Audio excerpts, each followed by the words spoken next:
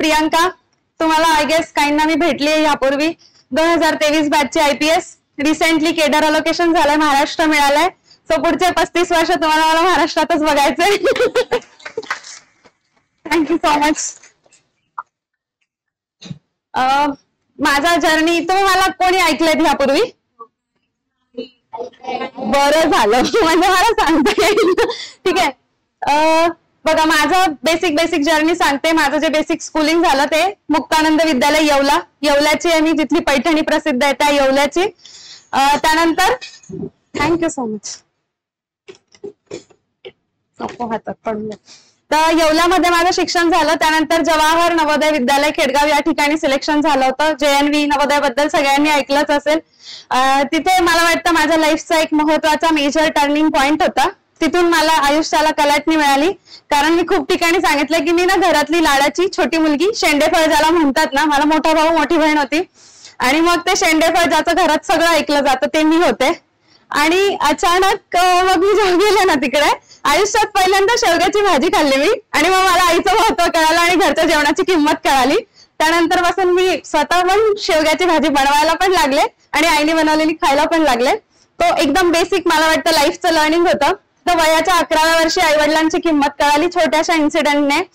त्यानंतर 12वी नंतर लाईफचा महत्वाचा डिसिजन घ्यायचा असतो की आयुष्यात पुढे काय करायचंय. So even I was confuse, कारण 11वी पर्यंत मलाही वाटायचं की मी डॉक्टर व्हावं. पण तिथे गेल्यानंतर ना एक मला वाटतं लिडरशिप असेल किंवा स्वतःतले जे वेगवेगळे कलागुण असतात ना ते मला उलगडायला मिळाले. तिथे मी स्कूल कॅप्टन म्हणून काम केलं आणि ते काम करत असताना मग आपल्यातला डिसिजन मेकिंग असेल, फायनान्शियल मॅनेजमेंट असेल, लिडरशिप असेल, या गोष्टी अजून चांगल्या एक्सप्लोअर करता आल्या. आणि हे जे तुमच्या समोर टमाटमा बोलणं होत आहे तर मला वाटतं ते तिथे चांगलं शार्प करता आलं मला. कारण मिळणाऱ्या संधीचं खूप चांगलं सोनं मला वाटतं मी केलं होतं. अपॉर्च्युनिटीज मिळत असतात, आपण त्या एक्सप्लोअर करायच्या असतात. Same is the case with me. ते चांगलं मी एक्सप्लोअर केलं. आणि मग तिथल्या स्कूल प्रिन्सिपलने सांगितल्याप्रमाणे आय स्टार्टेड विथ UPSC. सगळ्यात पहिली सुरुवात होती UPSCचा फुल फॉर्म काय. एकदम बेसिक पासून सुरुवात होती की UPSC म्हणजे काय, कसं रिक्रुटमेंट होतं, IAS झालं की मी काय करेल, फक्त लाल दिवा म्हणजे IAS का, फक्त वर्दी म्हणजे IPS का. तर beyond that we have lot of responsibilities. हे मी तिथून सुरुवात केली. सो आपण एखाद्या पदासाठी जेव्हा अस्पायर करतोय तर त्या पदाची काय कामे असणार आहेत, आपण त्याच्यासाठी स्वतःची पर्सनॅलिटी कशी बिल्ड केली पाहिजे, ह्या सगळ्या गोष्टींपासून सुरुवात केली. आता त्यानंतर खूप लोकांना प्रश्न पडतो कोचिंग जॉईन करावं की नाही. माझ्या बाबतीत सांगेल 11th-12th science from CBSE board. तर त्यानंतर अचानक आर्ट्स फॅकल्टीचे सब्जेक्ट जेव्हा वाचायला घेतले तर मला पर्सनली काहीच कळत नव्हतं. आणि कन्सिडरिंग माय इंटरेस्ट मला हिस्ट्री जॉग्राफी कधी समजायचंच नाही. मला नेहमी असं वाटायचं की फक्त तारखा पाठ करणे म्हणजे इतिहास. मी कधीच तो समजून घेण्याचा प्रयत्न केला नाही. जेव्हा UPSC केला ना तेव्हा मला सगळ्यात जास्त आवडलं ते म्हणजे हिस्ट्री जॉग्राफी पॉलिटी. कारण की त्याच्यातून आपण माणूस म्हणून ह्युमॅनिटीज मध्ये जेव्हा आपण म्हणजे ह्युमॅनिटी मध्ये जेव्हा शिकतो तर त्या गोष्टी ज्या जगायसाठी महत्वाच्या त्या तिथे कळतात. म्हणून मग मला त्याच्यात इंटरेस्ट हळूहळू वाढायला लागला. बट ते समजण्यासाठी खूप टाइम लागतो. म्हणून मी स्वतः कोचिंग इन्स्टिट्यूट जॉईन केलं होतं. वेगवेगळ्या ठिकाणाहून वेगवेगळ्या टप्प्यावर ज्या ज्या गोष्टी आवश्यक आहे आपल्याला, आपल्या पर्सनॅलिटीला आणि आपल्या प्रिपरेशनला काय आवश्यक आहे हे ओळखणं खूप महत्वाचं असतं. सो मग मी सेकंड इयरला असताना ग्रॅज्युएशन SP कॉलेजला केलं. सेकंड इयरला जेव्हा मी होते तेव्हा भगीरथला मी फाउंडेशन कोर्स जो बेसिक आपली वर्षभराची बॅच असते ती केली. तिथेच GS इथेच ऑप्शनल केला. बट काय होतं ना की आपण स्वतः अभ्यास केलाय, समोरच्याने आपल्याला खूप शिकवलंय, पण coaching is kind of one way process. तर आपण त्याच्यामध्ये तितके इन्व्हॉल्व आहोत की नाही हे आपण स्वतःला क्वेश्चन केला पाहिजे. सो ज्यावेळेस मी इथे होते ना माझं असं होतं की टीचरने सांगितलेला प्रत्येक शब्द मी नोट केलेला होता. माझ्याकडे सगळ्या गोष्टी आणि सगळ्या नोट्स अवेलेबल होत्या. बट त्यांचं जे इंटरप्रिटेशन आहे त्या गोष्टीवर माझं स्वतःचं जे ओपिनियन आहे ते बिल्ड करण्यासाठी we need self study. So मग मी सेल्फ स्टडीवर स्वतः खूप काम केलं. अल्टिमेटली ना सेल्फ स्टडी खूप मॅटर करतो. कारण एखादा सिलेबस आपण घेतल्यानंतर त्याच्यावरती आपण किती रिपिटेटिव्हली ते रिवाइज करतो हे पण खूप महत्वाचं असतं. तरच ते आपण टाकू शकतो. कारण इकडे रट्टा नाही चालत. इकडे प्रत्येक गोष्टीवर you should have your on opinion जे की बॅलन्स्ड असलं पाहिजे. पॉझिटिव्ह निगेटिव्ह आणि मग देन कन्क्लुजन. सो मग त्यावर मी काम केलं. वेगळ्या ठिकाणी जाऊन टेस्ट सिरीज केली. त्याचं रिझन हे की पहिला जो अटेम्प्ट मी दिला होता ना तर पहिल्या अटेम्प्टला कुठल्याच टेस्ट सिरीज नाही लावली. मॉक टेस्ट नाही दिला आणि मेन्सला मी किती पाण्यात आहे, आपण किती प्रिपेअर केलं ह्याची आयडियाच नव्हती, कारण आन्सर्स जास्त लिहिलेले नव्हते. सो मग फर्स्ट अटेम्प्टचा फेल्युअर बनवून शिकत मी कोचिंग इन्स्टिट्यूट्स मध्ये जाऊन मी प्रयासला टेस्ट सिरीजला पण होते. तर तिथे टेस्ट सिरीज केल्यानंतर मग मला वाटतं माझ्या चुका जास्त चांगल्या हायलाइट झाल्या आणि मग मॉक टेस्ट वेगवेगळ्या ठिकाणी दिल्या, त्यानंतर मॉक इंटरव्ह्यूज वेगवेगळ्या ठिकाणी दिले. सो आता मी सांगेन माझा फर्स्ट अटेम्प्ट आणि माझा फर्स्ट एक्सपिरियन्स. ज्यावेळेस मी पहिल्यांदा युपीएससी फेस केला ना, तर जाताना आय वॉज व्हेरी कॉन्फिडंट, मी म्हणेन ओव्हर कॉन्फिडंट, आणि येताना I was very under confident की आपण ये हमसे तो ना हो पाएगा वाला. पण मग मी नंतर स्वतःच अनालिसिस केलं की अरे यार आपला डिसिजन चुकलाय का, आपण सायन्स सोडून आर्ट्सला आलोय, ऑलरेडी घरच्या शिव्या देतात, घरच्यांना बाकीच्या शिव्या देतात, आणि ते सगळं फेस करत करत आपण निर्णय घेतलाय तो आपण तो पूर्णत्वास नेला पाहिजे, कारण ती माझी मॉरल रिस्पॉन्सिबिलिटी आहे ना. अर्धवट गोष्टी सोडायच्या नसतात, मग ते प्रेम का असे ना, असं माझं मत आहे. तर सुरुवात केलेल्या गोष्टीला पूर्णत्वास नेला पाहिजे असं माझं पर्सनल ओपिनियन आहे. हेच मी स्वतःला पण सांगितलं आणि सेकंड अटेम्प्टला उतरले. फर्स्ट अटेम्प्टला खूप रडले होते, शेरो शायरी झाल्या होत्या, कोणी माझा इन्स्टा बघितला असेल तर शायरी वगैरे ऐकली असेल. I am very much fond of शायरी. मला त्याच्यातून मोटिवेशन मिळतं, मला खूप आवडतं त्याच्यातून ऐकायला, ते रिलेट करायला, दुःखी आत्म्यांचं आयुष्य समजून मजा वाटतं मला त्याच्यामध्ये. मग शायरी मधून मी की कुछ देर की खामोशी है वाला ... मी आज जर ती शायरी मारली ना मला घरचे मारतील. नवीन काहीतरी आहे. पण असं असतं ना की क्यों डरे जिंदगी में क्या होगा, क्यों डरे जिंदगी में क्या होगा, कुछ नहीं होगा तो तजुर्बा होगा, बस इतकाच ऍटिट्यूड पाहिजे. तजुर्बा खूप महत्वाचा असतो. माझे वडील म्हणतात बरं का मला की काय तुमचं पुस्तकी ज्ञान, आयुष्य जगायला अनुभव लागतो. सो मलाही असं वाटतं आपण आपल्या अनुभवातून शिकलं पाहिजे. सो माझ्या लाईफचा असा मोमेंट जो मला पर्सनली खूप आवडतो तर that is my first failure, जे मला युपीएससीच्या फर्स्ट अटेम्प्टला मिळालं. त्याच्यातून मी पर्सनली काय शिकले तर सगळ्यात महत्वाचं म्हणजे कुठली पण एक्झाम जर द्यायची असेल, तो तुम्हाला मी खूप फास्ट वाटलं ना तुम्हाला सांगावं का, पहिली तर कुठली पण एक्झाम द्यायची असेल ना तर 100 ऐवजी 80% सिलेबसच करायचा, पण तो खूप चांगला करायचा. आणि मग तो सिलेबस 80% कसा चूज करायचा, तर तुम्हाला जर मी सांगते की तुम्ही पॉलिटीचा 80% सिलेबस करा आणि तुम्ही फंडामेंटल राईट स्किप करताय, तर is it a good thing, is it a right thing, right. So आपण तो सिलेबस मधला फंडामेंटल राईट स्किप करू नये हे मी कशावरून ठरवलं, तर प्रिव्हियस इयर क्वेश्चन्स वरून, राईट. सो मग प्रिव्हियस इयर क्वेश्चन्स मला वाटतं फर्स्ट अटेम्प्टला मी डिवोर्स घेतलेला होता किंवा मी कधी पॅचअपच केलेलं नव्हतं, त्यामुळे मला कळतच नव्हतं परीक्षेला क्वेश्चन्स येतात कसे. सो पहिलं मला वाटतं मेजर होतं की 80% सिलेबस डिफाईन करताना प्रिव्हियस इयर क्वेश्चन्सचा महत्वाचा रोल. तुम्हाला मी सांगते इथे आलेल्या प्रत्येक टॉपरने सेम गोष्ट सांगितली, माझ्या वेळेस पण प्रत्येकाने सेम गोष्ट सांगितली, प्रिव्हियस इयर क्वेश्चन्स करा, आणि मी केलेले नाहीये. तुमच्यातले पण सगळे असेच असणार आहेत, एखादाच असेल जो प्रिव्हियस इयर क्वेश्चन करेल आणि तो बाजी मारणार आहे. कारण व्हॉट आय फील की जे क्लिअर होत आहेत आणि जे नाही होते त्यांच्यामध्ये हाच बेसिक डिफरन्स आहे. रिसोर्सेस सेम आहे, फॅकल्टी सेम आहे, सगळं युपीएससीने जो दिलेला प्लॅटफॉर्म आहे तो सगळ्यांसाठी सेम आहे, पण क्लिअर होणाऱ्यांमध्ये नाही होणाऱ्यांमध्ये मला वाटतं हा बेसिक फरक आहे. ते काही खूप जिनियस नसतात, स्ट्रॅटेजी खूप खतरनाक असते असं काही नसतं. फक्त मला वाटतं हे ज्या गोष्टी करणं अपेक्षित आहे ना त्या आपण स्किप करतो. So don't leave previous year questions, त्यांना मागच्या 10 वर्षांमध्ये आलेले प्रिव्हियस इयर क्वेश्चन्स तुम्ही पाठ करून टाका. Not just for prelims, also for mains. ठीक आहे, तर क्वेश्चन्स मेन्सचं मी सांगेन प्रिव्हियस इयर क्वेश्चन्स फक्त पाठ नका करू, त्यांचे एरियाज आयडेंटिफाय करा आणि त्यांचे मॉडेल आन्सर्स स्वतः तयार करा, स्वतः ते लिहा, समोरच्याकडून क्रॉस चेक करून घ्या आणि मग एक शार्प डायरी छोटीशी बनवायची आणि त्याच्यामध्ये मॉडेल आन्सर्स तयार करायचे. तुम्ही राज्यसेवा 2026 देताय की युपीएससी 2026? ओके, म्हणजे तुमच्याकडे दोन्ही. इस साल तो सब लेके जाएंगे वाला एटीट्यूड आहे का, सब लेके जाओ. ठीक आहे, मग आपण असं कन्सिडर करूया की तुम्ही 26चा युपीएससीचा अटेम्प्ट देता आणि यू जस्ट हॅव 2 ते 3 महिने जेव्हा तुम्ही मेन्स करू शकतात. तर त्या 3 महिन्यांमध्ये तुमची काय स्ट्रॅटेजी असली पाहिजे, पुढच्या ऑक्टोबर असेल, पूर्ण नोव्हेंबर, पूर्ण डिसेंबर, 3 महिन्यात ना. सो पहिलं प्रायोरिटी असायला पाहिजे की तुमचा ऑप्शनल तयार आहे का, तुमचा ऑप्शनलचा लेक्चर्स झालेत, व्हायचेत. ठीक आहे, तर तुमचा जर 2026चा युपीएससी असेल तर तो होणं अपेक्षित आहे, पण तुम्ही राज्यसेवा टार्गेट करतायत ना, तर तुमचं एवढंच आहे की प्रिलिम्स व्हायच्या 3 महिन्याआधी तुमच्या हातात ऑप्शनल असला पाहिजे. सी कसा, तर त्याचं तुम्हाला एकदा सिलेबस झालेला पाहिजे, तुम्ही त्याचे क्वेश्चन्स बघितलेले पाहिजे, स्कॅन केलेले पाहिजे आणि थोडेफार लिहिले गेले पाहिजे. आता माझ्या बाबतीत कसं होतं की मी प्रिपरेशनच खूप लवकर स्टार्ट केलं होतं. सो मग माझं एक तर ग्रॅज्युएशनचे 3 वर्ष माझ्याकडे होते, तर त्या 3 वर्षात मी पॉलिटिकल सायन्सचा खूप अभ्यास केला होता, कारण मला पर्सनली पॉलिटिकल सायन्स खूप आवडतं. Paul science is actually my passion. मला मजा वाटते की इंटरनॅशनल रिलेशन्स मध्ये काय होतंय, त्याच्यात इंडियाचा काय स्टँड आहे, किती छान छान वाक्य असतात. There are no permanent friends, no permanent enemies, only permanent interest. जसं आपल्या आयुष्यात असतं तसंच, म्हणजे आपले जसे बांधावरचे भांडणं असतात ना, तसेच त्यांचे बॉर्डर कॉन्फ्लिक्ट असतात. तर मग ते गोष्टी आपण पर्सनल लाईफला रिलेट करू शकतो. सो पॉल सायन्स मला पर्सनली आवडायचा, म्हणून मी तो ऍज अन ऑप्शनल पण चूज केला होता. तर ते एक तुमचं ऑप्शनल वरती कमांड असणं मला वाटतं खूप जास्त गरजेचं आहे. सेकंड थिंग की तुमचं इथिक्स आणि एसे आहे ना, तो तुम्हाला इतरांपेक्षा वेगळा बनवतो. कारण तुम्ही जर जीएसचे टॉपर्सचे मार्क्स बघितले ना, तर मोरलेस प्रत्येकाचा ऍव्हरेज सेम आहे. तुम्हाला जर का एक्सेप्शनल स्कोर करायचंय तर ऑप्शनल एथिक्स आणि एसे ह्याच गोष्टी खूप जास्त मॅटर करतात. Now we will specifically talk about mains. मेन्सच्या प्रिपरेशन बद्दल मी सांगेल. सगळ्यात महत्वाचं मेन्सला असतं की तुम्हाला लिहायला लागतं.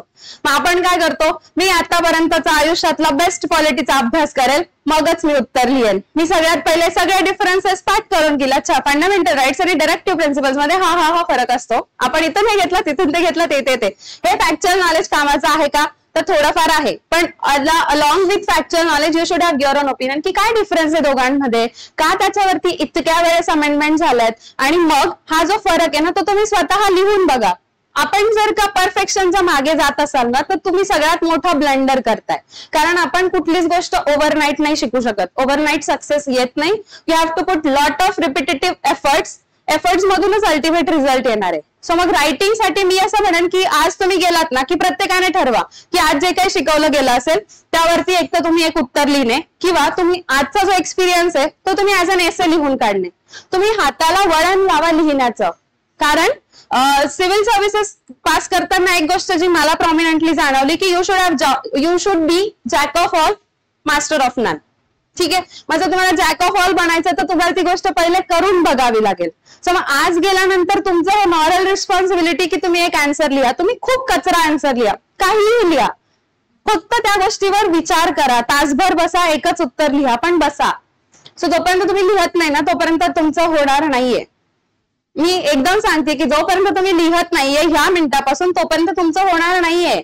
आणि मग ह्याच्यावरती दुसरा पर्याय काय असू शकतो की तुम्हाला नाही वाटत की मला नाही जमते लिहायला, तर तोच क्वेश्चन जर तुम्ही मॉडेल आन्सर वाचा आणि मॉडेल आन्सर वाचल्यानंतर पुन्हा लिहा, हरकत नाही. आपण बालवाडी लहानपणी जसं करायचं, शिक्षकांनी शिकवल्यावर स्वतः इंटरप्रेट करायचं आणि मग लिहायचं, तसं करा. पण लिहिण्याशिवाय पर्याय नाही. ठीक आहे, आता डिस्क्रिप्टिव्ह पॅटर्न राज्यसेवेला झालाय त्यामुळे तर अजून आवर्जून सांगेल लिहिण्याशिवाय पर्याय नाहीये. आता झालं मेन्सचं. आता मेन्सच्या नोट्स मेकिंग बद्दल मी एक स्पेसिफिकली सांगेल.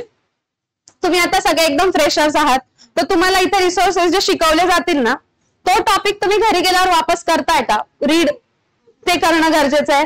मी कधीच केला नाही. पण माझ्याकडे 1 वर्ष बफर होतं, 3rd इयर माझ्याकडे बफर होतं. सो मी ठरवलं होतं की आता सध्या आपण 1 वे घेऊया, 3rd इयरला बघू पुढचं पुढे, विच वॉज मला वाटतं ब्लंडर किंवा अ मिस्टेक. ठीक आहे, पण तुम्ही ती करू नका.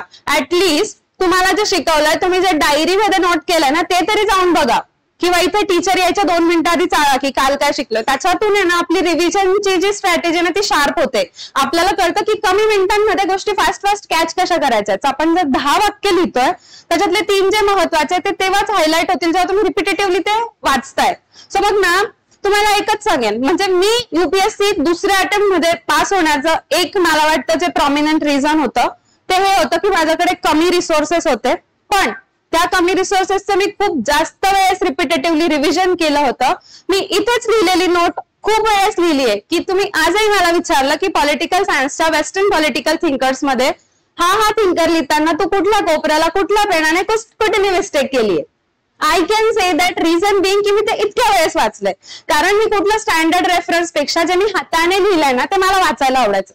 माझं अक्षर चांगलंय बाय द वे, तर मला ते परत बघायला आणि वाचायला आवडायचं. आणि प्रिंटेड फॉर्मॅट ना मला असं मोनोटोनस वाटतो, म्हणजे असं वेगळं काहीच दिसत नाही ना, सो मला कलरफुल वाचायला आवडतं. सो आय वुड सजेस्ट की जेव्हा तुम्ही इथे पण नोट्स बनवताय ना, तर त्या थोड्याशा पिक्टोरियली चांगल्या बनवा.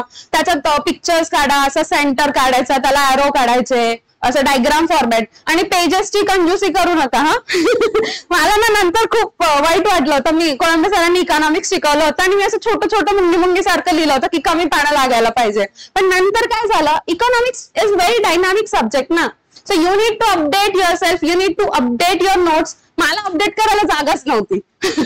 मग मला त्याच्यासाठी पुन्हा नवीन गोष्टी लिहाव्या लागल्या. सो आय वुड सजेस्ट की पेज राहतं ना, त्याच्या इकडचा जो साईड आहे राईट कॉर्नर, एवढा स्पेस ब्लँक सोडायचा आणि अर्ध्याच पानावर लिहायचं, म्हणजे तुम्हाला अपडेट करायला स्कोप राहतो. ठीक आहे, हे झालं नोट्स मेकिंग बद्दल. आता मी रीडिंग स्ट्रॅटेजी एक सजेस्ट करेल. आता तुम्ही सगळे फ्रेशर्स असल्यामुळे तुम्ही सगळे रेफरन्सेस नवे कोरे असणार, मस्त त्याचा वास सुगंध येईल तुम्हाला, त्याचा फील घेऊन झाल्यानंतरच सांगते. पण ह्याचा त्याचा फीलच घेत राहणार खूप काळासाठी. पुस्तक हातात घेतलं ना की पेन साईडला ठेवायचं. ठीक आहे, सगळ्यात महत्वाची गोष्ट, पुस्तक हातात घ्यायचं पण पेन नाही घ्यायचा. पहिल्या 2 रीडिंग किंवा ऍटलीस्ट पहिली 1 रीडिंग ही फक्त प्लेन रीडिंग झाली पाहिजे. When you are just scanning, robot सारखं स्कॅन करताय पुस्तक, तुम्ही रीडही कराल पण त्याला हायलाइट करायचं नाही. कारण पहिल्या वेळेला जर आपण हायलाइट केलं ना तर जोड शब्द सोडून बाकी सगळं हायलाइट होतं.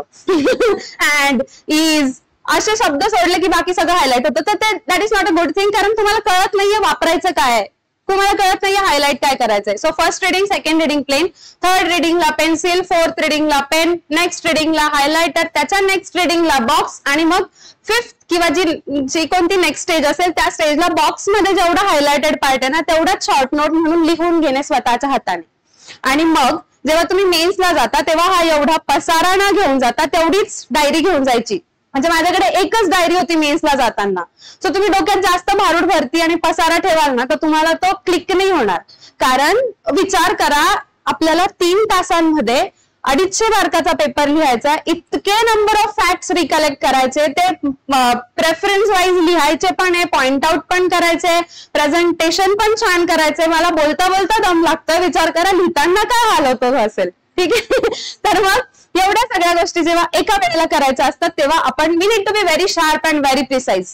ठीक आहे, तर नोट्स मेकिंग साठी मी आताच सांगेल की तुम्ही ह्या ज्या नोट्स आता बनवतायत त्यांना अजून शार्प करायचंय, बट विथ टाइम.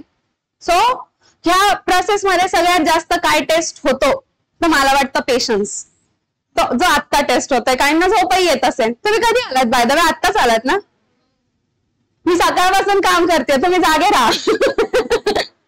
म्हणजे मी पहाटे 4 वाजता झोपून सकाळी 9 वाजेपासून काम करते. तर तुम्हाला पण तेवढं करायला लागेल, कारण अल्टिमेटली जेव्हा आपण फील्डवर उतरतो ना तर फील्डवरती तुम्हाला झोपेचे नंबर ऑफ फिक्स्ड आवर्स नसणार. ऑफकोर्स मी स्वतः पण तितकी एक्सपिरियन्स नाहीये, पण जितकं काही मला कळालंय की खूप साऱ्या गोष्टींचा त्याग करायला लागतो. ही प्रोसेस पण आपल्याला तेच शिकवते की फील्डवरती गेल्यानंतर you don't have any defined work hours. तुम्हाला माहित नाहीये की पुढच्या मिनिटाला तुम्हाला काय करायचंय, तुम्हाला माहित नाहीये की तुमच्या समोर कुठला डिझास्टर आहे, तुमच्या समोर कुठला चॅलेंज येणार आहे. So you have to be prepared for every difficult situation, prepare for the worst, you will enjoy the best. ठीक आहे, तर हे झालं नोट मेकिंग बद्दल आणि रीडिंग स्ट्रॅटेजी बद्दल. अजून मला वाटतं मेन्सला स्पेसिफिकली जीएस टार्गेट करताना एक ट्रिक जी मला कामात आली होती, बट ती तुम्हाला नेक्स्ट स्टेजमध्ये वेन तुमचा सिलेबस कम्प्लीट असेल, तुमच्या थोड्याशा नोट्स तयार असतील, त्यानंतरची ही स्ट्रॅटेजी आहे. तुम्हाला मी ही हळूहळू सांगते, तुम्हाला जर समजली ना तर just give me a thumbs up. ठीक आहे, जीएस मध्ये ना काय होतं, स्कोर करताना सगळे हिस्ट्री, जिओग्राफी, पॉलिटी आणि इकॉनॉमिक्स टार्गेट करतात. बट मला वाटतं माझा मेन्स क्लिअर झालं, that too in first attempt, आणि पेपर कव्हर झाले. त्याचं एक महत्वाचं रिझन होतं की मी ना हे जे छोटे टॉपिक आहेत ना त्यांना खूप जास्त हायलाइट केलं माझ्या प्रिपरेशन मध्ये. कोणतं? Governance, society, disaster management, internal security, environment, science and take.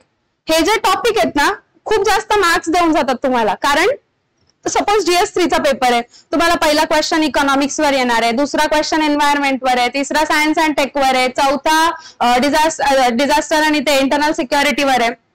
So जर ह्या प्रत्येक एरियावरती 1-1, 2-2 क्वेश्चन्स आहे तर why are we just highlighting economics? त्याला इतकं महत्व का देतोय की भाई मला जीडीपी आणि जीएनपी मधला फरकच कळत नाही. मला पर्सनली नाही कळायचं बरं का, म्हणजे सरांनी खूप एफर्ट्स टाकले होते. माझ्या नोट्स तुम्हाला कधी फोटोही पाठवेल. हे रिअल इन्कम असतं प्रियांका, हे बदललंय आता, त्याचं कॅल्क्युलेशन बदललंय. This is real income, this is national income. मला कधीच कळायचं नाही. म्हणजे इकॉनॉमिक्स एक तर समजून घ्यायला अवघड, त्याच्यापेक्षा अवघड ते समजावून सांगणं आहे. नॉट नेसेसरी की तुम्हाला सगळ्या गोष्टी आल्या पाहिजे. यू नीड टू आयडेंटिफाय तुमचा हा विकनेस आहे. सी मला जीडीपी आणि जीएनपी हा वीकनेस वाटतो हे मी कधी ठरवलं जेव्हा मी ऑलरेडी तो 10 ते 12 वेळेस करून बघितला पण नाही जमलाय. पण माझे उत्तर बरोबर येतात. आय डोंट नो प्रिलिम्सचे उत्तर बरोबर येतात, मेन्सला मला तेवढं जमत नाही. सो बघ ना, हे जे छोटे टॉपिक आहेत तर त्यांचं मी स्ट्रॅटेजी कशी केली होती इंटरनल सिक्युरिटीवरून सांगेल. लेट्स कन्सिडर इंटरनल सिक्युरिटीच्या मागच्या 10 वर्षांचे तुम्ही प्रत्येक टॉपिकचे क्वेश्चन्स काढले तर तुम्हाला कुठल्या कुठल्या थीम्स मिळतात. इंटरनल सिक्युरिटीचा सिलेबस बघितलायत का? किती दिवस झाले क्लास सुरू होऊन? 2 महिने झाले सिक्युरिटीचा सिलेबस बघितला नाहीये. बरं, युपीएससीचा सिलेबस मध्ये फक्त पॉलिटी आणि हिस्ट्री आणि जॉग्रफी आहे का? मग ते कावर करत नाहीये. सो ते जे बाकीचे टॉपिक्स आहेत ना, you should just be aware about की ओके इंटरनल सिक्युरिटी मध्ये ह्या पर्टिक्युलर थीम्स आहेत. टेररिझम असेल, नक्षलिझम म्हणजे लेफ्ट विंग एक्स्ट्रीमिझम असेल, सायबर सिक्युरिटी असेल, मनी लॉन्ड्रिंग असेल, अशा 7 ते 8 थीम्स आहेत. आता मी जर तुम्हाला थीम्सच माहित नाही तर मला वाटतं माझी स्ट्रॅटेजी तुम्हाला कशी कळेल? मग कळेल का? ठीक आहे ठीक आहे, सोसायटीचं सांगते. ठीक आहे, आता सोसायटीमध्ये टॉपिक कोणते कोणते आहेत? अर्बनायझेशन आहे, वुमन आहे, चांगला टॉपिक आवडला. ग्रेट. तर बघा, लेट्स कन्सिडर तुम्हाला सोसायटीमध्ये वुमन नावाचा टॉपिक आहे. मग वुमन नावाची ही थीम पकडल्यानंतर तुम्ही बघा की मागच्या 10 वर्षात वुमनला जोडून कसे कसे क्वेश्चन्स आलेत. तर प्रिव्हियस इयर क्वेश्चन मध्ये त्यांनी विचारलंय की वुमनच्या लाईफ वरती पॅट्रिआर्कीचा कसा इम्पॅक्ट होतोय. ठीक आहे, ही झाली सोशल डायमेन्शन. त्यांनी विचारलंय की गिग इकॉनॉमी मध्ये वुमनचं काय नुकसान होत आहे हा त्यांनी विचारलाय. म्हणजे ह्या वुमनला जोडलंय त्यांनी इकॉनॉमिक डायमेन्शनला. त्यांनी स्पेसिफिकली विचारलंय की एससी आणि एसटी पॉप्युलेशन जे आहे वुमनचं त्यांचे काय चॅलेंजेस आहे. So again social dimension with वुमनचं कॅटेगरायझेशन एससी एसटी ओबीसी मध्ये. मग हा एक वेगळा क्रायटेरिया झाला. त्यांनी अजून विचारलंय महत्वाचा क्वेश्चन की जो मला आठवतोय त्यांनी आता विचारलंय की वुमनचे सुसाईड का बरं वाढतंय. त्यांनी जोडलंय वुमनला ग्लोबलायझेशन सोबत. ठीक आहे, तुम्ही असं सटल वे मध्ये ऑब्झर्व केलं असेल, मला आठवत नव्हतं क्वेश्चन. ठीक आहे, पण मी काय केलं ना, हिस्ट्री जॉग्रफी पॉलिटी इकॉनॉमी मध्ये स्वतःला नेलं. मग मला आठवलं अच्छा जॉग्रफी बद्दल किंवा आयआर बद्दल विचार करताना त्यांनी ग्लोबलायझेशनला वुमनला जोडलंय. माझा आवाज क्लिअर आहे? हा ठीक आहे. तर मग आता मला कळलं वुमनची डायमेन्शन जेव्हा मी प्रिपेअर करते ते मला इकॉनॉमिकली करायचंय, सोशली करायचंय, जॉग्रफिकली करायचंय, ग्लोबली करायचंय. आणि मग लेट्स कन्सिडर माझ्या वेळेस क्वेश्चन आलाय की वुमनच्या सुसाईडचं प्रमाण का वाढतंय. आय डोंट नो, मला नाही माहित का बरं सुसाईड करताय. माझ्या मनात कधीच सुसाईडचा विचार नाही आलाय. I am very happy going person, I am just enjoying my life a lot. ठीक आहे, मग अशा वेळेस जर मला ही थीम माहित नाही तर लेट्स कन्सिडर की सुसाईड खूप साधी थीम आहे म्हणजे प्रत्येकाला माहिती आहे. But let's consider I don't know, but can I just use मागचे questions to answer that particular question. कसं? सुसाईड बद्दल उत्तर देताना कॅन आय से की पॅट्रिआर्की मध्ये वुमनला सोशली काहीतरी त्रास होतो ज्याच्यामुळे ती सुसाईड करते. I don't have the fact but I just know की असं काहीतरी रिझन असू शकतं. एक झाला सोशल. दुसरा क्वेश्चन सॉरी सुसाईडचं रिझन मी असं म्हणू शकते का ग्लोबलायझेशन मध्ये काहीतरी असे बदल झाले ज्याच्यामध्ये वुमनच्या बाबतीत डिस्क्रिमिनेशन झालं म्हणून ते सुसाईड करताय. I can say so right. अजून मी सांगू शकते की एससी एसटीच्या ज्या वुमन आहेत त्यांचं काहीतरी वुमन मध्ये पण कॅटेगरायझेशन आहे, एक तर इकॉनॉमिकली असेल सोशली असेल तर तो प्रॉब्लेम आहे ज्याच्यामुळे सुसाईड वाढताय. राईट. आणि सगळ्यात महत्वाचं म्हणजे गिग इकॉनॉमी सारखा कीवर्ड मला ऑलरेडी क्वेश्चन मध्ये मागच्या मिळालाय तर तोच क्वेश्चन घेऊन मी सांगू शकते गिग इकॉनॉमी मध्ये स्पेसिफिकली वुमनला टार्गेट करून इतके चॅलेंजेस आहेत त्यामुळे ती महिला सुसाईड करतीये. मी काहीच नवीन केलं नाहीये, मी फक्त मागचे जे पॉइंट्स होते तेच वापस लिहिले. बट तरी पण मला मार्क्स देणं भाग आहे कारण की माझा आन्सर मल्टी डायमेन्शनल आहे. हिस्टॉरिकल आहे, जॉग्राफिकल आहे, पॉलिटिकल आहे, सोशल आहे, इकॉनॉमिक आहे. So this is how you need to prepare. आता नेक्स्ट टाइम काय होईल की मला डिसेबिलिटी वाला क्वेश्चन आला. लेट्स कन्सिडर की पर्सन विथ डिसेबिलिटी नावाचं एक कॅटेगरी एक डायमेन्शन आली आणि आय डोंट नो हा क्वेश्चन हँडल कसा करू. तो माझ्यासाठी एकदम सरप्राइझिंग आहे. बट आय जस्ट नो की जेव्हा एक वुमन म्हणून एक थीम बघितली जाते तिला कुठल्या डायमेन्शनने कव्हर करता. मग same can I apply that particular dimensions, can I apply those dimensions to person with disability. मग मी सांगू शकते का एससी मध्ये पण त्याच्यात कॅटेगरायझेशनमुळे डिसेबल पर्सन्सला हा त्रास आहे. पॅट्रिआर्कीमुळे डिसेबल वुमनला अजून जास्त चॅलेंजेस फेस करायला लागतात. गिग इकॉनॉमी मध्ये त्यांना इकॉनॉमिक ऑपॉर्च्युनिटीज कमी आहे. मी काहीच नवीन नाही केलंय, फक्त बनवा बनवी तर असं मला वाटतं हे मला सापडलेलं गुपित आहे, आणि ह्याच्यामुळे मला हे जे टॉपिक आहे, तर काय होतं, हिस्ट्री किती पण पाठ करा, त्या मुवमेंटला मला नाही माहिती चंदेला डायनास्टी मधले कुठल्या कुठल्या मंदिर आहेत, माहितीये नाहीये. हिस्ट्री झालं शिकवून. ह्या वर्षीचा क्वेश्चन होता चंदेला डायनास्टीचा. तर आता सेम मी तुम्हाला आर्ट अँड कल्चरला सांगते. तुम्ही क्वेश्चन्स बघा मी गेल्यानंतर, तर मी दरवर्षी सेम विचारणार. डायनास्टी बदलते पण विचारताना फक्त इम्पॅक्ट विचारतात. ठीक आहे, कसं की गुप्ता डायनास्टी मध्ये न्यूमिस्मॅटिक आर्ट विचारलाय, पला डायनास्टी मध्ये बुद्धिझम विचारलाय पण इम्पॅक्टच विचारलाय, आणि मौर्य असतील किंवा दुसरे कुठले तरी विचारलेत. ह्या वर्षी त्यांनी चंदेला डायनास्टी आणि कल्चर स्कल्पचर बद्दल विचारलंय. सो आता मी काय प्रिपेअर करू शकते, सगळ्यात महत्वाचं म्हणजे की मी सगळ्या डायनास्टी पाठ करायच्या आहेत का, अजिबात नाही, कारण दिस इज नॉट ह्युमनली पॉसिबल. ते अशी कुठली तरी डायनास्टी असेल ती आणतील जी आपल्या सिलेबसमध्ये किंवा बुक्समध्ये नाहीये. बट व्हॉट आय नो की जेव्हा राईट हँड साइड मला माहित नाहीये पण left hand side I know. Left hand side कशी की डायनास्टी कुठली पण असू दे विचारताना स्कल्पचर आणि त्याच्यावर झालेला इम्पॅक्ट विचारतायत. सो मग इम्पॅक्ट जेव्हा आपण लिहितो तर कॅन आय से की गुप्ता डायनास्टी मध्ये हा पर्टिक्युलर राजाची ही पर्टिक्युलर रिलिजियस इन्क्लिनेशन होतं म्हणून तिथे हे मंदिरं बांधले गेले. I don't know the name of that particular temple, but मला हे माहितीये ना की त्या राजाची आयडिओलॉजी. मग can I say this is a political dimension. ठीक आहे, मी असं म्हणू शकते का की त्या पर्टिक्युलर जॉग्रफीमध्ये असं धार्मिक विचार असल्यामुळे म्हणजे रिलिजियस डायमेन्शन असल्यामुळे तिथे हा धर्म फ्लरिश झाला. कॅन आय से आता सगळ्यात महत्वाचं म्हणजे की तो जो राजा होता त्याच्या वेळेस इकॉनॉमिकली फ्लरिश्ड एम्पायर होतं म्हणून तिथे एवढ्या गोष्टी डेव्हलप झाल्या, हे मंदिर बांधलं ते मंदिर बांधलं. तर हे झालं डायमेन्शन्स. मग जेव्हा मी मॉडेल आन्सर वाचत होते मग मला कळलं की हिस्ट्री, जॉग्रफी, पॉलिटी सगळ्या डायमेन्शन्स येत आहे. पण वेन दे आर आस्किंग की पला डायनास्टी मध्ये बुद्धिझम कसा फ्लरिश झाला तेव्हा ते म्हणतात पला डायनास्टी कुठे आहे, आता तुमचं झालेलं नाहीये म्हणून, पण पाला डायनास्टी ही आपल्याच्या म्हणजे बेंगॉल साईडला वगैरे होती. सो मग तिथे ती जेव्हा फ्लरिश झाली ना तर त्याचं एक मेजर रिझन हे होतं की ते ना इंटरनॅशनल डायमेन्शन कनेक्ट करत होतं. सो मला काय कळलं की एखादा आन्सर लिहिताना ना इंटरनॅशनल डायमेन्शन मी हिस्ट्रीमध्ये पण जोडू शकते, कारण बुद्धिझम प्रत्येक ठिकाणी वेगवेगळं प्रॅक्टिस केलं जातं. श्रीलंकेमध्ये वेगळं आहे, साऊथ इंडिया, नॉर्थ इंडिया आणि नॉर्थ ईस्ट इंडियामध्ये वेगळं आहे, तिबेटमध्ये वेगळं आहे. सो मग आपण काय करायचं, ह्या डायमेन्शन्स कॅरी करायच्या, लेफ्ट हँड साइड प्रिपेअर करायची. मग आता एक असा व्यक्ती ज्याला चंदेला डायनास्टी बद्दल सगळं पाठ आहे, तिथला हा राजा होता, त्याची ही राणी होती, त्यांचे हे युद्ध झाले, ते ह्या तारखेला झाले आणि त्यांचं इतकं किलोमीटर्स पसरलेलं एम्पायर होतं सगळं माहिती. आणि मला काहीच माहिती नाही कारण मला चंदेला डायनास्टी माहिती नाहीये, बट मला हे माहिती आहे ना की आन्सरच्या डायमेन्शन्स काय काय लिहायचंय. सो जो व्यक्ती प्रिपेअर करून आलाय आणि जो माझ्यासारखा विदाऊट प्रिपरेशन आला त्यांच्यामध्ये फक्त अर्धा मार्काचा फरक राहील. तो पण कुठे, जेव्हा मी सांगते तिथल्या राजाच्या विचाराने हे एम्पायर फ्लरिश झाला आणि तिथे हा रिलिजन फ्लरिश झाला. मग त्याचं उदाहरण म्हणून एक मंदिर द्यावं लागेल, त्याचं उदाहरण म्हणून एक राजाचं नाव द्यावं लागेल. माझ्या प्रिपरेशन मध्ये फक्त राजा आणि मंदिर मिसिंग असेल, बाकी पॉइंट सेम असणार. तुम्ही करंजी करतात का, कधी करंजी खाल्ली आहे का? करंजीच्या उदाहरणातून सांगते मी आहे ना.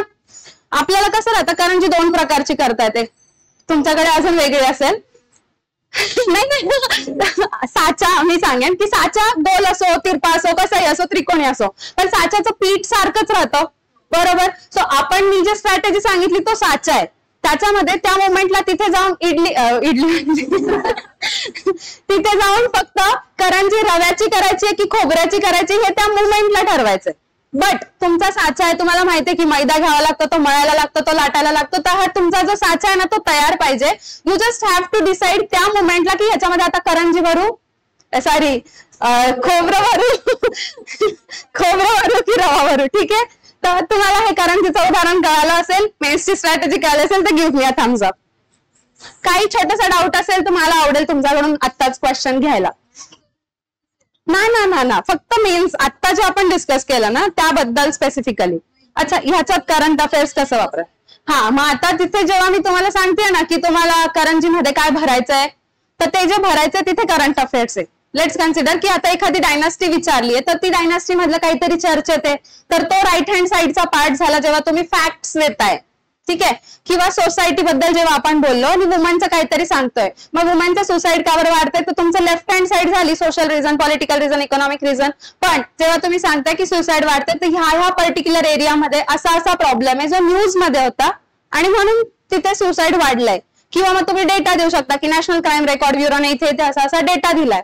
सो ते तुमचं राईट हँड साईडचं तुमचे करंजीचा आस्वाद जो असतो वाढतो, जो वेगळा येतो, चटपटीत बनवतो, इतरांपेक्षा तुम्हाला वेगळा बनवतो. You can write it in the introduction और you can conclude with the fact. ते तुमचा डिसिजन असेल पण तो त्या मोमेंटला असेल. सो आता काय होतं ना, आपण काय विचार करतो, अच्छा असा क्वेश्चन आला की मी हे इंट्रोडक्शन लिहेल, हे कन्क्लुजन लिहेल. This is not the right stage when you are suppose to think about this. You just have to think body part मध्ये तुम्ही काय लिहिणार आहे. तुमची लेफ्ट हँड साइड क्लिअर झालेली पाहिजे. तुमचा जो राईट हँड साइड आहे ती कधी प्रिपेअर होते माहितीये का, जेव्हा तुमचा सगळा प्रिलिम्सचा अभ्यास झालाय, तुम्ही प्रिलिम्स पास झालाय आणि त्याचे 3 महिने असतात ना, त्या 3 महिन्यात तुम्हाला विचार करायचा असतो, अच्छा इंट्रोडक्शनला मी हा फॅक्ट वापरू शकते. किंवा तुम्ही बजेट केलेला असतो, सर्वे केलेला असतो, खूप सारे फॅक्ट तुमच्या प्रिलिम्समुळे पाठ झालेले असतात. सो ते त्या मोमेंटला ठरवायचं की I introduce this thing with this, किंवा I conclude this with sustainable development goal, किंवा आर्टिकल, किंवा एखादं कोट. ते त्या 3 महिन्यात ठरवायचं. आपण काय करतो, उत्तराला सुरुवात करतो, मस्त लिहितो इंट्रो डॉट, आणि तो डॉट नंतर पेपर खाली पूर्ण रिकामा राहून जातो. चहा होतो, झोप होते, जेवण होतं, पण राहूनच जातं. सो ना आता काय करायचं, इंट्रोडक्शन नाही आठवत आहे तर थोडंसं स्पेस ब्लँक सोडा, पण बॉडी पार्ट लिहा. ठीक आहे. लिखाणावरती मी खूप डिटेल सांगितलं कारण मला वाटतं तुम्हाला आता मेजर चॅलेंज तेच असणार आहे. आता मला जे वाटतं महत्वाचं बॅरियर प्रिपरेशन मधलं तो म्हणजे तुमचा माइंडसेट. तुम्हाला काय वाटतंय की ज्या लोकांचं युपीएससी झालं नाही ते लोक एमपीएससी हायजॅक करणार. Is it the right thing? I don't think so. Reason सांगते. एमपीएससीचा पॅटर्नच वेगळा आहे. मला कधीच जमला नाही. मला 200 पैकी 40 मार्क पडले होते. when I was preparing for UPSC मी सगळ्यात पहिला अटेम्प्ट एमपीएससीचा दिला होता कारण मी सुरुवात युपीएससी पासून केली होती. काहीच एमपीएससी बद्दल गंध नव्हता, आयडिया नव्हती. तर जेव्हा मी दिला ना पेपर तर मला कळलं खरं तुमचा पॅटर्नच वेगळा आहे. कारण एक तर फॅक्च्युअल जास्त जातात आणि त्या पेपरच्या क्वेश्चन्स मध्ये ना ट्रेंड असंच काही सापडत नाही. म्हणजे युपीएससीचे जर का तुम्ही प्रिव्हियस इयर क्वेश्चन्सचं अनालिसिस मी सांगते ना तर ते असं आहे की तुम्हाला ना 4 ऑप्शन्स पैकी बऱ्याचदा असं होतं की 2 ऑप्शन्स हे पीवायक्यूचे ऑप्शन्स असतात, 2च नवीन असतात. So you just have to pick between those 50-50. तसं इकडे काही नसतं, इकडं सगळं नवीन असतं. ठीक आहे. इकडचं सिलेबस डिफरंट आहे. सो मग ना त्या गोष्टी समजून घ्यायला युपीएससी वाले थोडा टाइम तर घेतील ना बॉस, ते पण काही जिनियस नाहीयेत. सो मग ना सगळ्यात महत्वाचं म्हणजे जर दरवर्षी 1000 जागा निघताय, तुम्हाला एकच तर पाहिजे, मग घेऊ देत की बाकीच्या 999 त्यांना. हा तुमचा ऍटिट्यूड असायला पाहिजे. नॉट नेसेसरी की फक्त युपीएससी वाले, एमपीएससी वाले पण. कारण कॉम्पिटिशन रिलेटिव्ह आहे. तुम्हाला ह्या ऍव्हरेज पेक्षा थोडंसं वर गेलं की तुम्ही बाहेर पडणार आहेत कॉम्पिटिशन मधून, किंवा थोडंसं खाली गेलं तर तुम्ही जास्त बाहेर पडणार आहे. तुम्ही आयुष्यात कॉम्पिटिशन मधून पण. त्यामुळे थोडंसं या लेवलपेक्षा थोडं वर जायचं. तर ते वर जाण्यासाठी प्रिव्हियस इयर क्वेश्चन्सचं अनालिसिस मला वाटतं खूप जास्त महत्वाचं असणार आहे.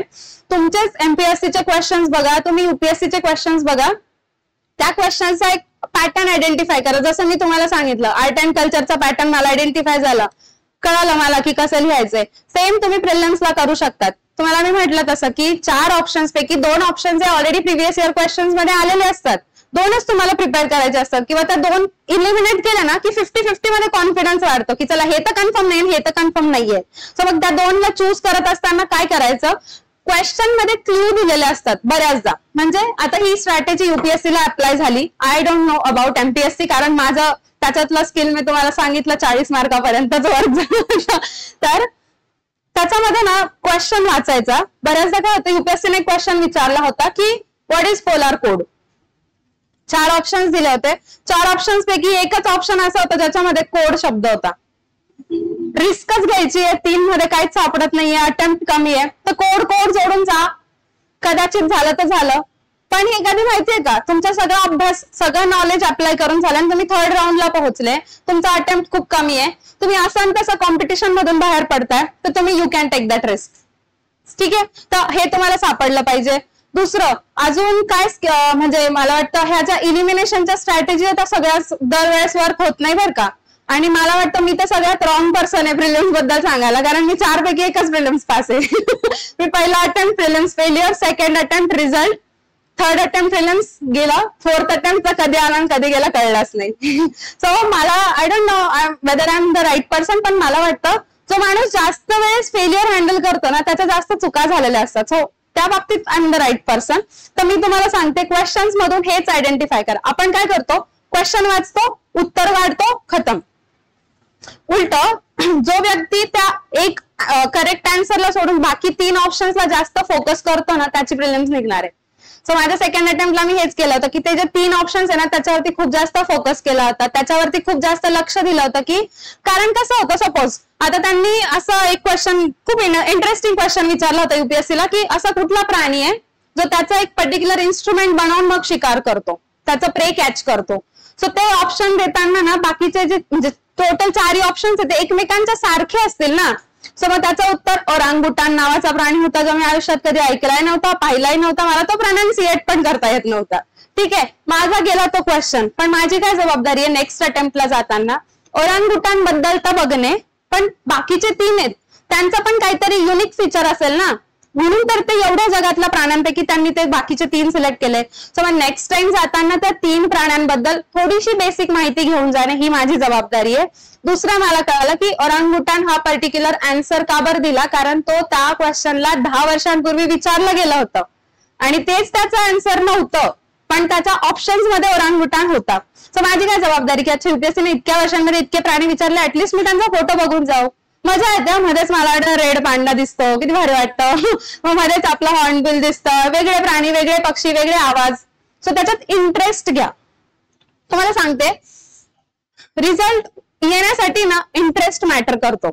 कारण इथे तुम्ही बाय चॉईस बसलायत ना, तुम्हाला धरून आणलंय का चलाच आमच्याकडे बसा, ही काय सभा आहे का कुठली की चलाच का हे कीर्तन आहे, या बसा ऐका झोपा घरी जा, असं नाहीये ना. So you are here by choice. तर मग तुम्ही त्या गोष्टीमध्ये इंटरेस्ट दाखवणं गरजेचं आहे, तुम्ही त्या गोष्टीला एन्जॉय करणं गरजेचं आहे. सो अल्टिमेटली रिझल्ट किंवा डेस्टिनेशन पेक्षा प्रोसेस आणि जर्नी मॅटर करते.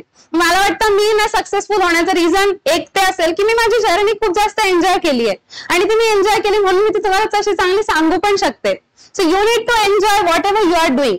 तुम्ही झोपताय, एन्जॉय करा. तुम्ही टीव्ही बघताय, एन्जॉय करा. तुम्ही डान्स करताय, एन्जॉय करा. तुम्ही अभ्यास करताय तर तुम्ही एन्जॉयच करा. सो फक्त काय माहितीये का, ज्या मोमेंटला तुम्ही जे काम करताय ना ते तुम्ही एन्जॉय केलं पाहिजे. सो मग मला झोपायला फार आवडतं. मला कोणतं पण टेन्शन आलं की मला एक तरड आला येतं, नाही तर झोप येते. मग झोपून घ्यायचं, काय टेन्शन नाही घ्यायचं. बरेच मुलं मला क्वेश्चन विचारतात की मॅम अभ्यास करताना खूप झोप येते, काय करायचं? झोपायचं. सी, तुम्हाला जर का झोप येते तर तुम्ही झोप अवॉइड करायला काय कराल, चहा प्यायला जा. तुम्ही काय कराल, टीव्ही बघाल किंवा सगळी मोबाईल बघणार. ठीक आहे, तुमचा अल्टिमेटली अभ्यास तर होत नाहीये, कारण तुम्ही पुस्तक समोर ठेवलं तरी ते डोक्यात काहीच जात नाहीये. सो बेटर ऑप्शन हा आहे की तुम्ही त्या मोमेंटला झोपा, एनर्जी गेन करा आणि ती एनर्जी पुन्हा अभ्यासाला लावा. पण असं नको व्हायला की रोजच 2 तास झोप येते आणि 5 मिनिटं अभ्यास होतोय, असं रोज नाही झालं पाहिजे. पण त्या मोमेंटला मला वाटतं झोप येते तर झोपणे हा पर्याय. तुम्हाला कंटाळा आलाय तर तुम्ही उठणे, 5 मिनिटाचा ब्रेक घेणे, हा दिस इज द ओनली सोल्युशन. कारण बसून राहून प्रोडक्टिव्हिटी वाढत नाही. सो एखादी परीक्षा पास करण्यासाठी तुम्ही किती नंबर ऑफ आवर्स अभ्यास करताय ह्यापेक्षा तो तुम्ही किती क्वालिटीने करताय हे मॅटर करतं. युपीएससी पास करायला 12-14 तास अभ्यास करायचा, पेकाट मोडेपर्यंत बसायचं, वडापाव खाऊन दिवस काढायचे, नाही तर अधिकारी होऊ शकत नाही. ऐकलंय? खोटं आहे ते. मला असं वाटतं म्हणजे आपलं खाणं पिणं जोरदार होतं, 8 तास 9 तासाची झोप होती, माझ्या तब्येतीवरून तुम्हाला अंदाजही येतच असेल. खायला प्यायला वेळच्या वेळी लागतं, ब्रेकफास्ट पाहिजे, चहा पाहिजे, जे काही आहे ते. चहा नव्हते घेत मी, कारण कॉम्पिटेटिव्ह एक्झाम प्रिपेअर करणाऱ्या लोकांचं आयुष्य चहाने बर्बाद केलंय, हे माझं मत आहे.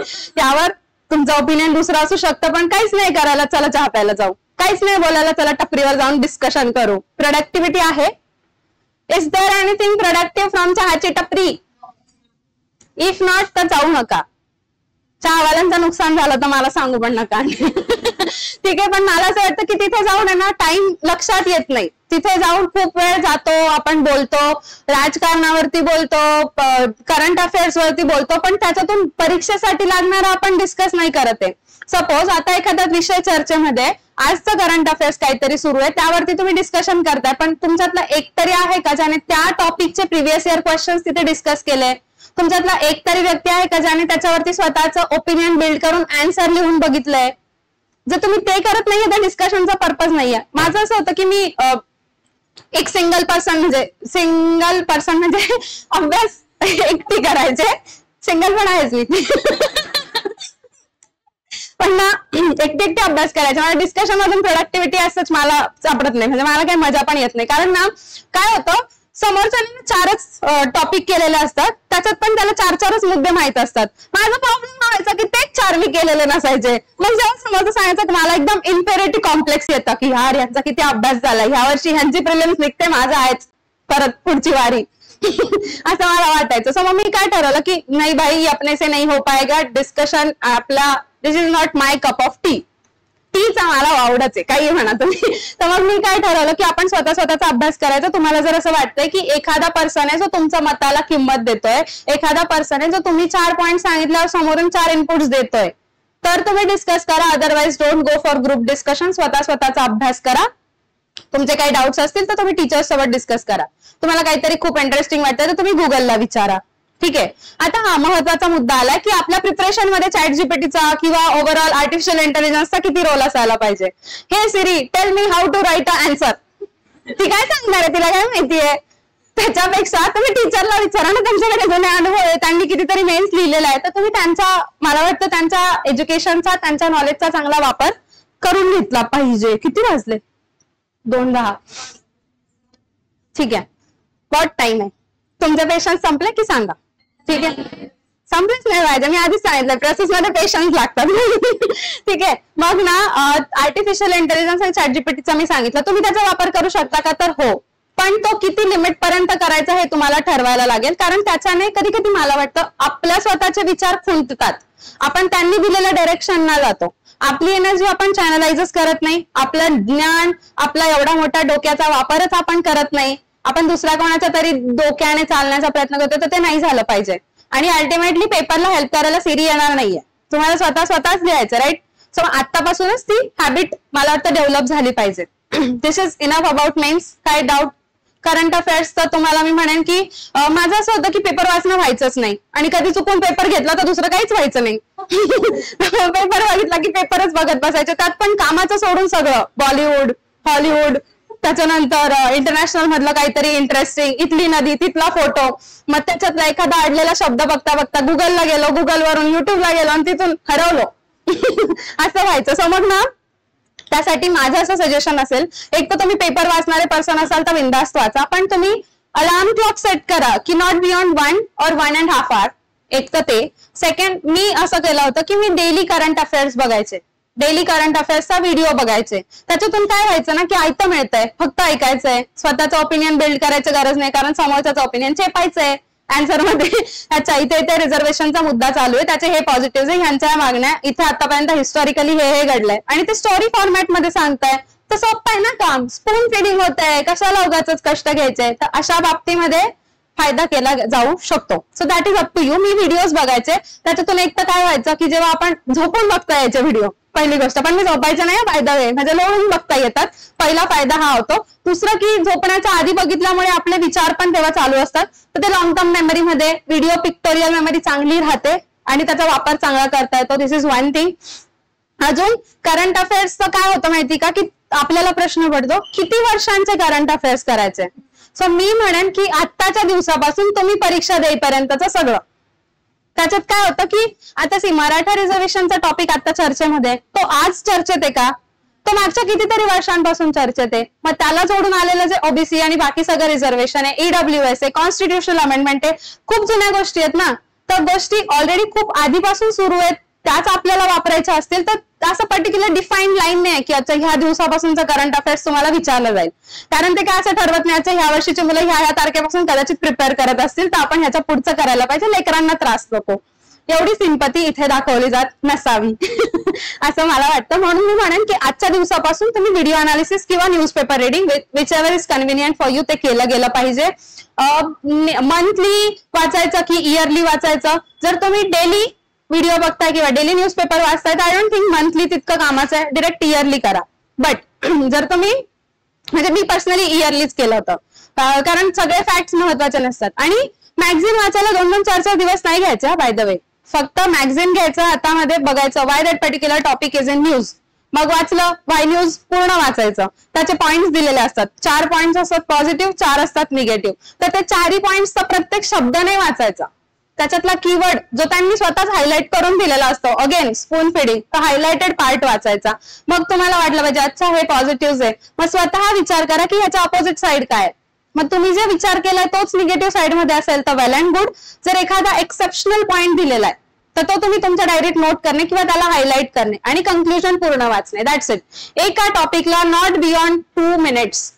ठीक आहे. असे तुम्हाला त्याच्यात जर का 100 टॉपिक असतील तर तुम्ही विचार करा आणि कॅल्क्युलेट करा. माझा मॅथ्स वीक आहे आणि मी आता सीसॅट देतही नाहीये बाय द वे. त्याच्यामुळे तुम्ही कॅल्क्युलेट करा की तुम्हाला एक मॅगझिन मंथली किंवा इयरली वाचायला किती टाइम लागला पाहिजे. आणि मग हे झालं करंट अफेअर्स बद्दल. इंटरव्ह्यू बद्दलच सांगू की आता मला असं करता सांगा. ठीक आहे. इंटरव्ह्यू मला वाटतं माझा बेस्ट पार्ट होता, माझ्या आवडीचा विषय आहे, पण थोडक्यात सांगेल कारण टाइम. तुमचा लेक्चर किती 2:30 वाजता?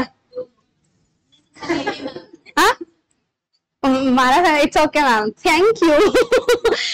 तर इंटरव्ह्यू झाला होता माझा फेब्रुवारी महिन्यामध्ये. मी एंटायर प्रिपरेशन पुण्यामध्ये केलेलं आहे तुम्हाला म्हणाले तसं. फक्त इंटरव्ह्यूच्या 15 दिवस आधी मी गेले होते दिल्लीला. दिल्लीमध्ये गेल्यानंतर इतके चॅलेंजेस आले की माझं सगळ्यात पहिलं वाक्य होतं, मम्मी बरं झालं मी दिल्लीला तयारी केली नाही. कारण मला तिथे गेल्यावरती खायला प्यायला चांगलं मिळत नव्हतं. सगळ्या भाज्यांमध्ये फक्त आलू असायचा, म्हणजे मेथीची भाजीमध्ये मेथी कमी आलू जास्त, दुसऱ्या कोणत्या पण भाजीमध्ये ती भाजी कमी आलू जास्त होता. सो मला असं वाटलं की अच्छा हुआ हम यहाँ पे नहीं आए. सो पण तो आपला इंडिव्हिज्युअल डिसिजन आहे. दिस इज माय पर्सनल ओपिनियन. तुमचा त्याच्यापेक्षा वेगळं असू शकतं. ठीक आहे. मग मी गेले दिल्लीला, तिथले चॅलेंजेस ऑब्झर्व केले. तिथलं क्लायमेट आपल्यापेक्षा कम्प्लिटली डिफरंट आहे, तिथलं कल्चर आपल्यापेक्षा कम्प्लिटली डिफरंट आहे. सो तुम्हाला ऍडजस्ट व्हायचंय. सपोज कोणाच्या डोक्यात विचार असेल की मला जायचंय दिल्लीला, तर जायचं असेल ना तर परीक्षेच्या 2 महिन्या आधी कधीच नका जाऊ, खूप महिन्या आधी जा आणि मग तिथे सेटल व्हा, आराम करा आणि मगच पुढचं तयारी करा. ठीक आहे. सो मग मी दिल्लीला गेले, तयारी केली, 4-5 मॉक दिले. मी मॉक द्यायला कमी मोमोज खायलाच जास्त जायचे. मला मजा वाटायची, मी फक्त मोमोज खायसाठी मॉक द्यायची. म्हणजे माझी मम्मीला पण फार आवडायचे, ती पण फक्त मोमोजच खायची. आणि मग माझा इंटरव्ह्यू झाला 20 फेब्रुवारीला. इंटरव्ह्यू सकाळी 11 वाजता मी UPSC भवनला गेले. आपल्या ते ड्रीम प्लेस जिथे फोटोशूट, पहिल्यांदा साडी नेसली होती, छान फोटोशूट केला. इंटरव्ह्यू बद्दल विसरच पडला. ठीक आहे. मग मला जायला आतमध्ये गेले, 1 वाजता एंटर केला. त्यांनी सांगितलं की तुमचा इंटरव्ह्यू 5 वाजता सुरू होईल कारण तुम्ही लास्ट आहात तुमच्या पॅनलमध्ये. सो मग घरच्यांना सांगितलं वाट बघू नका, पण आपले घरचे कुठे ऐकतात. माझे पप्पा तर त्या गेटवर असंच लक्ष ठेवून होते, कधी येईल आपली पोरगी, काय काय सांगेल, कसा झाला इंटरव्ह्यू म्हणून. ते 4 तास उभेच वाटच बघत राहिले. ठीक आहे. मग मी गेले, त्या 12th फेल पिक्चर पाहिलाय. 12th फेल पिक्चर सारखा एक्झॅक्ट सेटअप असतो. ठीक आहे. तर तिथे गेला की तो मोठा UPSCचा भवन असतो. त्या UPSC भवन मध्ये गेल्यानंतर ना तुमचं एक प्रत्येकाचं पॅनल असतं वेगळं वेगळं. त्या पॅनलमध्ये 6-6 लोकांचा इंटरव्ह्यू होतो. एक पॅनल 6 जणांचा कंडक्ट करतो. बसलेला असतो, चहा कॉफी बिस्किट सगळं असतं, ज्यूस फ्रुट्स सगळं. ठीक आहे. जे आपल्याला पाहिजे ते. मग ज्यांना म्हणजे तिथे मी काय केलं, 11 वाजता 12 वाजता मी गेले, 5 वाजेपर्यंत मी बसून होते. मग मी काय केलं की जेव्हा एखाद्या व्यक्तीला टेन्शन येतं तो काय करतो, कोणी ते झोप लागत नाही तिथे, ज्यूस पितायत कंटिन्यू, नाही तर कोणी वरचा नुसतं कॉफी चेपतंय, कॉफी, नाही तर चहा, कोणी बिस्किटच खात सुटलं, कोणी जोरात पाय टॅप करतंय, हात हलवतंय आणि खूप टेन्शन मध्ये अशी मान हलवतंय. असं वेगवेगळ्या व्यक्तींना ऑब्झर्व करून झालं. 1 तासभर मी ते केलं.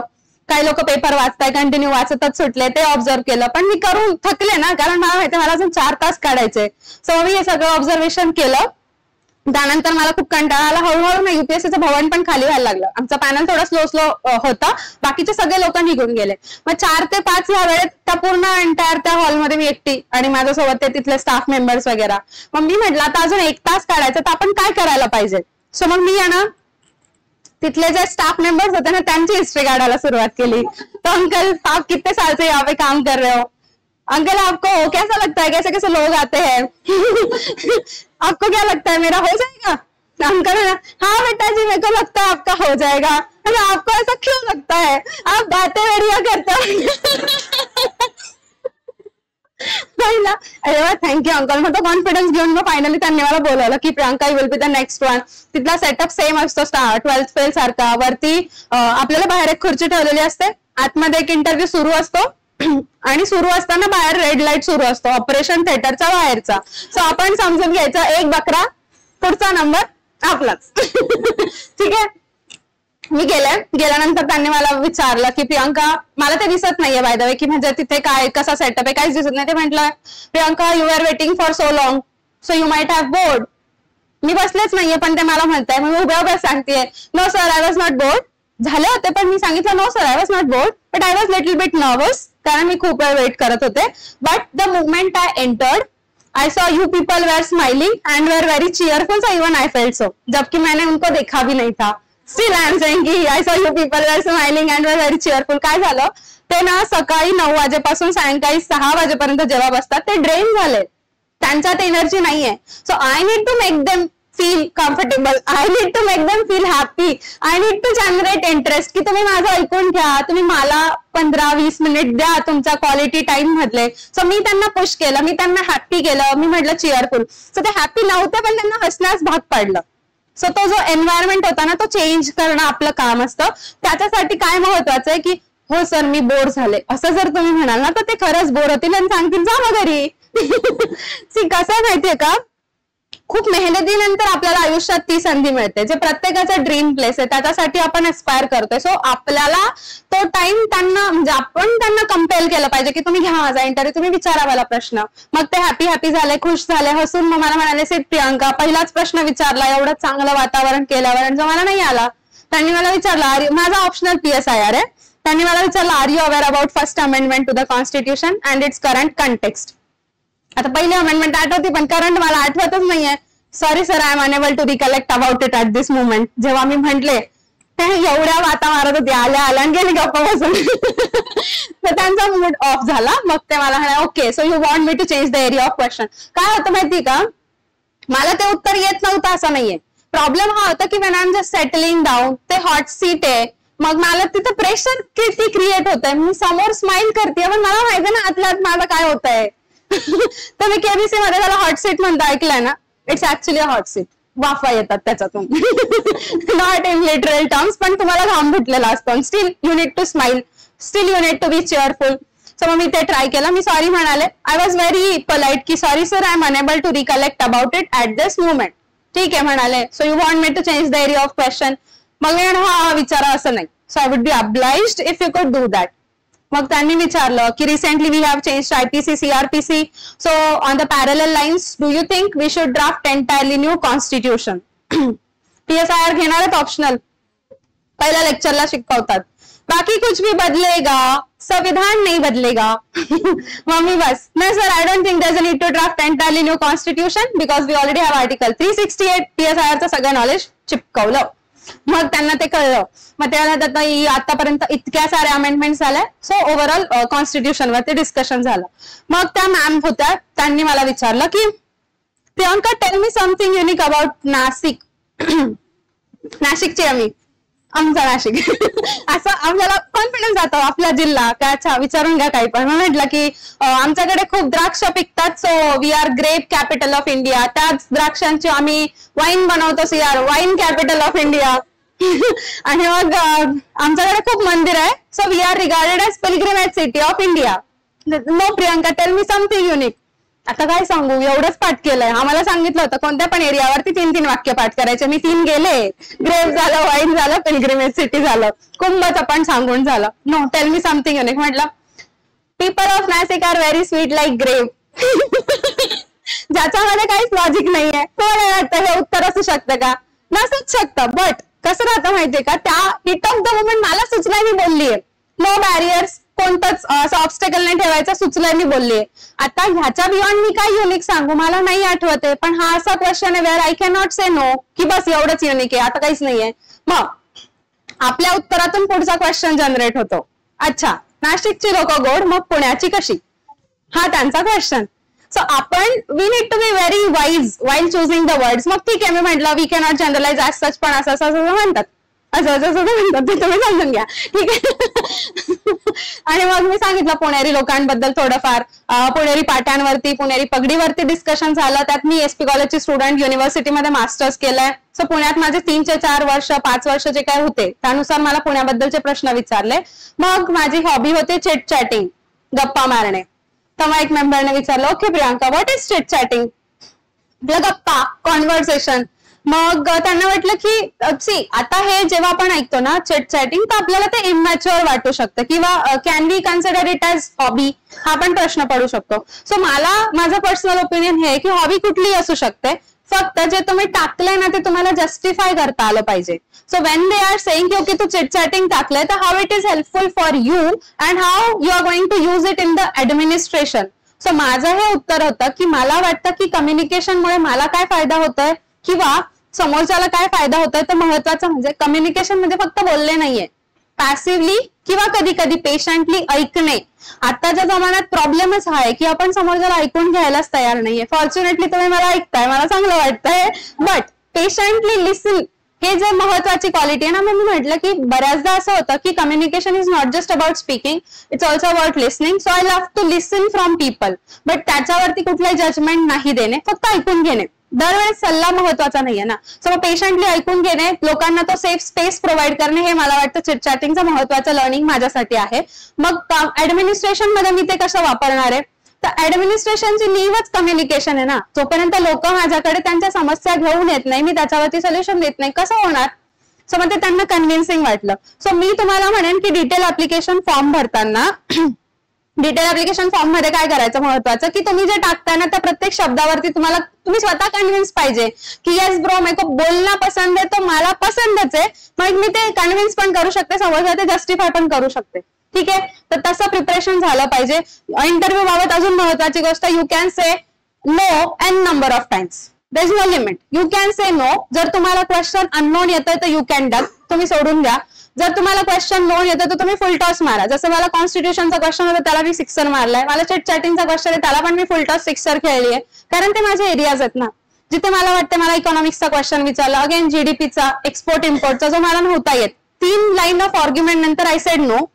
फक्त एक महत्वाची गोष्ट जी मी केली होती की नाही म्हणायचे 7 ते 8 वेळेस पाठ करून गेले होते. I beg your pardon, sorry sir, I am unable to recollect about it, I am unable to frame it properly, आणि अशा वेगळे डिफरंट वेज. मला ते खूप आवडायचं. आय बेग युअर पार्डन, किती छान वाटतं ऐकायला. तर समजलं की सॉरी सॉरी सॉरी म्हटलं की टोचतं ना. So you need to prepare different ways to say sorry. तुम्ही ते प्रॅक्टिस करा, तुमच्यामध्ये भांडणं तर होतच असतील ना, तर तेव्हा सॉरी म्हणायचे वेज पाठ करून घ्या. भांडणांना एकमेकांकडे बघताय म्हणजे भांडण करतात. माझं असं मत आहे, प्रिपेअर करणाऱ्या लोकांनी भांडण कमी केलं पाहिजे. त्याचं रिझन हे नाही की आपण जेंटल आहेत, आपण काइंड आहेत, आपण जगातले खूप चांगले माणसं आहे म्हणून नाही, पण माझं पर्सनल असं ओपिनियन आहे की भांडणाने एक प्रॉब्लेम होतो की आपण त्या विचारात खूप दिवस गुंतून राहतो. सपोज तुम्ही एका व्यक्तीसोबत अबोला धरलाय, तर तो व्यक्ती जेव्हा समोर येतो ना झपकन मागचं भांडण आठवतं, मग मागचं पुढचा अर्धा तास वाया जातं की अरे यार भांडायला नव्हतं पाहिजे. समजा मी भांडलं तर तिने मला हे बोलायला नव्हतं पाहिजे, ती आता मला हे बोलले, तर पुढचं एक भांडण झालं की मी हे 10 वाक्य मी तिला बोलून येईल. तर ते मला वाटतं त्याच्याने ना तुमचा माइंडसेट खराब होतं. फ्रँक आणि चिल राहा. मग मी आता जशी बोलते, मी जेवढी निवांत आणि हॅपी गोईंग आहे, मी रिअल लाईफ मध्ये आहे का, तर येस. म्हणजे मला ना, मी तुम्हाला सांगितलं ना, भांडण करण्याचं कारण न करण्याचं कारणच हे की मी पर्सनली डिस्टर्ब होऊन जाते जेव्हा मी भांडते. मला वाटतं अरे यार मी बोलायला नव्हतं पाहिजे, पण आपण एवढी हिंमत तर नसते की समोर जाऊन सॉरी म्हणू. मी कशाला सॉरी म्हणू, आपला इगो वाढवा येतो. सो मी सजेस्ट करेल की पुढचं वर्ष 1.5 वर्ष कोणाशीच भांडू नका. रिक्षावाल्याशी पण भांडू नका, कोणाशी भांडू नका. भांडू नका म्हणजे तुम्ही तुमचं मत मांडू नका असं मी म्हणत नाहीये. आपलं मत मांडण्याचे डिफरंट वेज आहे. जर तुम्ही सिव्हिल सर्व्हिसेस मध्ये करिअर करू पाहताय तर तुम्हाला तुमचं मत पोलाइटली आणि शांतपणे पण कन्व्हिन्सिंगली मांडता आलं पाहिजे. So you don't have to raise your voice, you just have to speak politely. So don't raise your voice, improve your argument. That is my suggestion. You need to improve की ठीक आहे हे माझं argument आहे, तू मला असं म्हणालीस पण मला वाटतं माझ्या याच्यावरती हे ओपिनियन आहे. You can differ. प्रत्येकाचं मत वेगळं असतं, ते मांडण्याचा संविधानाने आपल्याला अधिकार दिलेला आहे, तर तो ऐकूनही घेता आला पाहिजे. ठीक आहे, तर म्हणून मी म्हणेन की भांडणाच्या मुद्द्यावरती मी थोडं डिस्ट्रॅक्ट झाले. ते मला चिटचॅटिंग बद्दल त्यांनी छान विचारलं, इकॉनॉमिक्स बद्दल विचारलं, ज्याच्यावरती मी 3 वेळेस सॉरी म्हणाले की नाही येते. ठीक आहे, कारण मी तुम्हाला म्हंटल ना मला इकॉनॉमिक्स समजतच नाही, तर समजावून कसं सांगू. म्हणजे मला इकॉनॉमिक्सचं उत्तर लिहिता येतात पण ते लिहून जमतात पेन अँड पेपरच्या फॉर्मॅटमध्ये. सो मग मी तिथे सॉरी म्हणाले. IR वरती खूप इंटरेस्टिंग क्वेश्चन्स विचारले, इंडियाची नेबरहुड पॉलिसी विचारली, जिथे मी खूप छान सांगितलं cultural diplomacy, soft power, realism सांगितलं की no permanent friends, no permanent enemies, only permanent interest. तर ते एक मला वाटतं त्यांना आवडलं आणि मग त्यांनी एंड केला IR वरती अब्रप्टली एंड झाला, but I was not happy with that ending. काही एंडिंग हॅपीच असायला पाहिजे, काही म्हणते मी.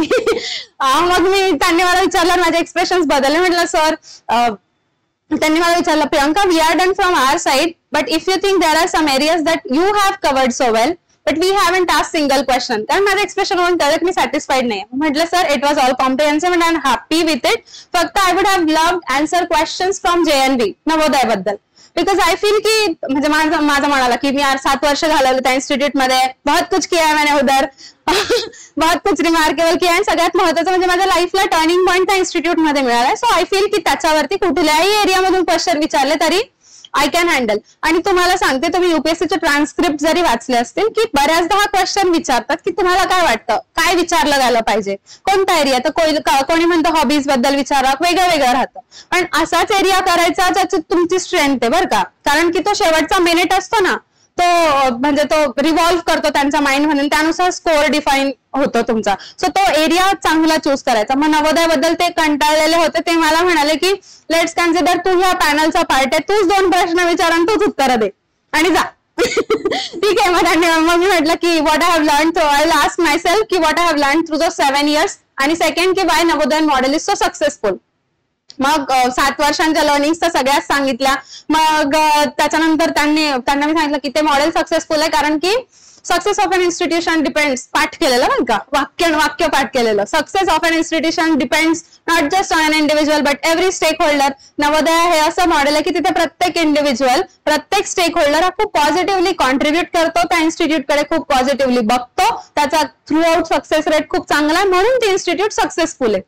खूप चांगलं वाक्य बोलले. इथिक्सच्या जेवढ्या टर्म्स मला येत होत्या त्या मुवमेंटला आठवत त्या सगळ्या चिपकवल्या. मग त्यांनी मला विचारलं, अच्छा let's consider we are in 2030 and you are secretary to education ministry.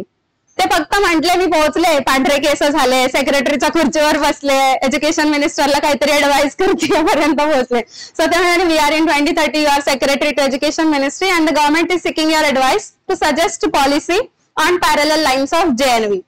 माझ्या समोर ना इतकं मोठं दुःख व्यक्त झालं, म्हणजे आलं समोर की यार आता एका स्कीम बद्दल मी इतकी तारीफ केली आहे आणि सेकंड मोमेंटला मी म्हणते हे नको दुसरं काहीतरी सांग.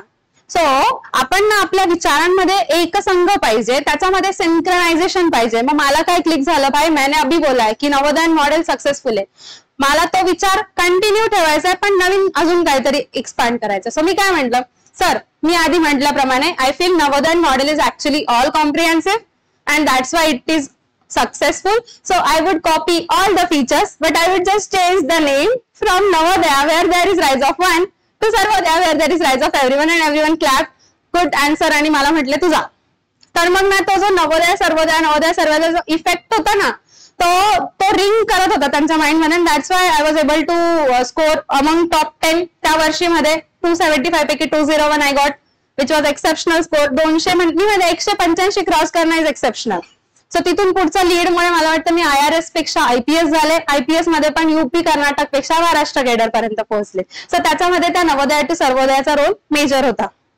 तर इंटरव्ह्यू मधून मी एक महत्वाचं सांगेन की त्यांनी मला ते एज्युकेशन पॉलिसी बद्दल असं म्हटलं होतं की नवोदयाच्या लाईन्सवर असं मॉडेल सांग जिससे हमें और प्रियंका मिले जो तुम्हारे जैसे यंग और टॅलेंटेड हो. वाव, मी म्हटलं वाव, मला तुम्ही यंग आणि talented, it's a huge compliment for me म्हटलं.